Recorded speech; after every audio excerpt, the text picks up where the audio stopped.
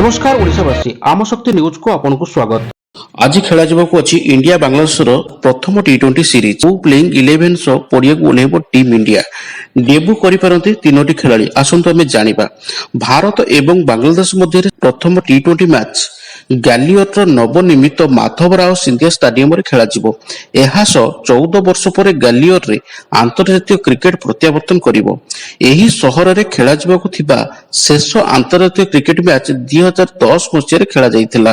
Test series रे बांग्लादेश को परास्त करिबा परे भारतीय दल टी20 सीरीज को क्लीन स्वीप करिबा लक्ष्य रे रहिछि। 3 मैच विशिष्ट एही सीरीज रो प्रथम मैच आज संध्या 7टा बेले गालियर नवनिर्मित माधवराव सिंधिया स्टाडियम रे खेला जिवो। एही सीरीज रे मयंक यादव, हर्षित राणा, ऑलराउंडर नीतीश कुमार रेड्डी डेब्यू करि पारंती। न्यूजीलैंड विपक्ष टेस्ट सीरीज को दृष्टि रखी शुभमन गिल, ऋषभ पंत, यशस्वी जयसवाल, मोहम्मद सिराज और अक्षर पटेल भली खिलाड़ी को विश्राम दिया जायछि। एबे आसंता में जानिबा भारतर सर्वांगीय प्लेइंग 11। कैप्टेन सूर्य कुमार यादव, ऑलराउंडर हार्दिक पांड्या ए दुटी बड़ नाम रही। एमानक व्यतीत टी20 विश्वकप विजेता दलर अंशग्रहण करिथिबा शिवम दुबे, अर्शदीप सिंह मध्य प्लेइंग 11 रे मनोनीत होई पारंती।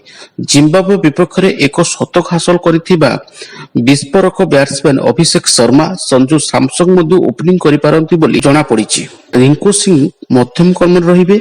स्पिन विभागर दायित्व वाशिंगटन सुंदर एवं रवि बिश्नोई को ऊपर रहिबो।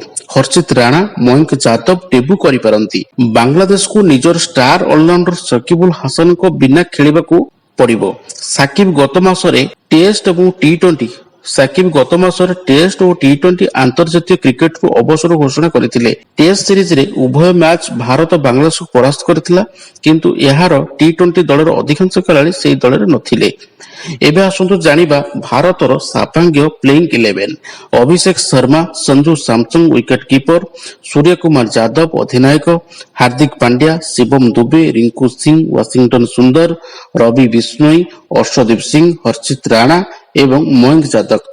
सेहीपरि बांग्लादेश सर्वांगीय प्लेइंग 11 लिटन दास, तानजीद हासन तमीम, नजमुल हुसैन सांटो अधिनायक, ताहिद हिड्रो, मोहम्मद उल्लाह, जेकर अली अनिक, मेहंदी हसन मिराज, रिशद हुसैन, मुस्ताफिजुर रहमान, तस्मिन अहमद, तानजिमिन हासन साकिब।